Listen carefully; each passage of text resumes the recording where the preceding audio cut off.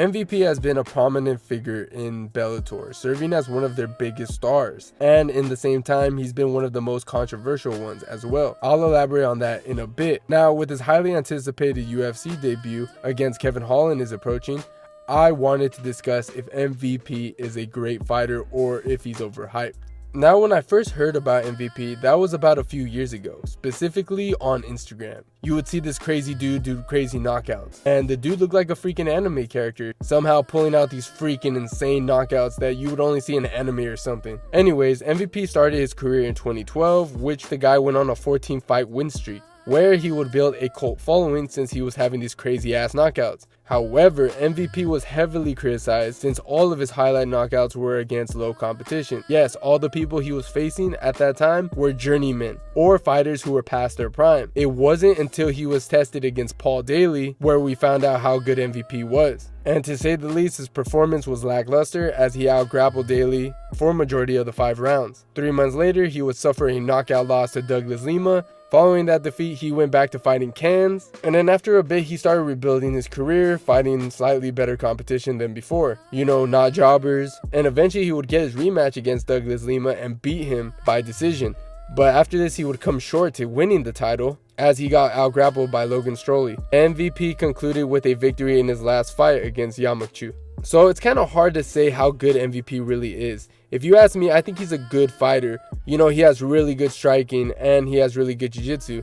But that being said, those fighters in Bellator aren't in the same level of the UFC fighters. And what does get me a little bit concerned about MVP is that he fought a lot of low-tier fighters for a majority of his career actually. And yes, he eventually did fight better opponents, and the fact that he's getting up there in age does get me a bit concerned. Now, I don't think MVP will be a champion in the UFC. He can probably be in the top 5, but I do believe it was a smart investment from the UFC to sign MVP, since he's ridiculously marketable. It just all kind of depends on the matchmaking, and if the UFC was smart, they'll just keep giving this guy strikers instead of wrestlers. And after this fight, win or lose, you could match up MVP with strikers like Wonderboy, Michael Pereira, Vicente Luque, Jeff Neal, and Ian Gary, to name a few. And the UFC is probably hoping that he will get a crazy knockout so they can put it in their highlight page or something.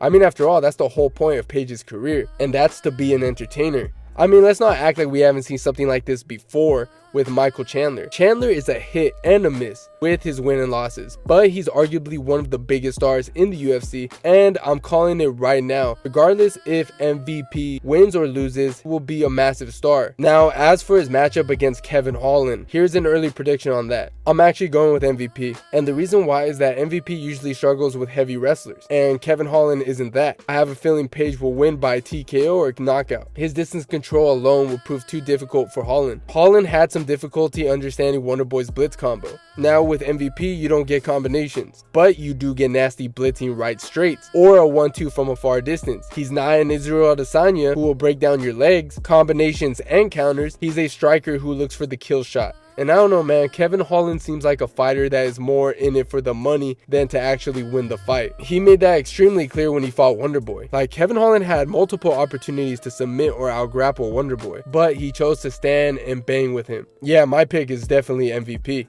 But that being said, those are my thoughts on MVP and his matchup against Kevin Holland. But what do you guys think? Let me know in the comments down below. And don't forget to subscribe to the channel if you haven't already. And I'll see you guys on my next one.